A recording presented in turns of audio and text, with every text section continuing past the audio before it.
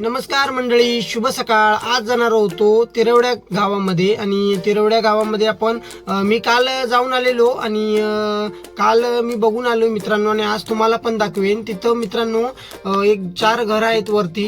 त्या 4 घरांना म्हणजेच त्यांच्याकडे विहीर नाही किंवा बोरवेल मारलेली नाही आणि म्हणजे कुठलं नळाचं पाणी असं नाही. पाणी आहे ते वरून डोंगरातून वाहणारं पाणी मित्रांनो. पाटाचं म्हणा, झऱ्याचं म्हणा, असं झऱ्याचं पाणी वाहत वाहत आलेलं खाली ते पाईपच्या माध्यमातून या टाक्यामध्ये टाकून प्यायला पण एक वेगळी पाईप काढलेली आहे मित्रांनो. आणि हे असंच पाणी बारमाही वाहतं इथं आणि यांना कुठलं म्हणजे पाण्याला बिल वगैरे आणि मोटर बिटर लावायची गरज नाही. डायरेक्ट खाली येतं मित्रांनो पाणी ते. आणि एवढं पाणी म्हणजे एकदम स्वच्छ, नितळ आणि आरोग्याला पण चांगलं मित्रांनो. पाणी प्यायला पण एकदम थंडगार, फ्रीजमध्ये ठेवायची गरज नाही आणि एकच नंबर पाणी मित्रांनो. आणि मी पण बघून एवढा खुश झालो, हॅपी झालो.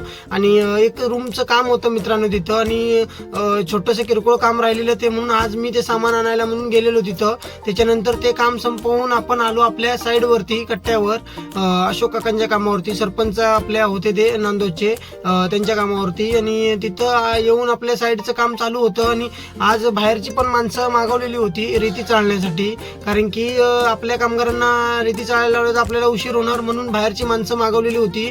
आणि त्या बाहेरच्या माणसांनी मित्रांनो कमीत कमी 2 डंपर रेती मस्त चाळून त्यांची ओके झालेली होती आणि वरती पण चढवायचं काम झालेलं होतं. आणि म्हणजेच आज दिवसभरात त्यांनी एक नंबर काम केलं. आणि नाश्ता पण आणूया म्हटलं कामगारांना आणि गेलो मग नाश्ता आणायला मित्रांनो. आणि नाश्ता घेऊन आलो. त्याच्यानंतर कामाला तर बघितलं मस्त काम झालेलं होतं आपलं. त्याच्यानंतर घरी गेलो, जेवायला कामगारांना पण डबा दिलेला होता.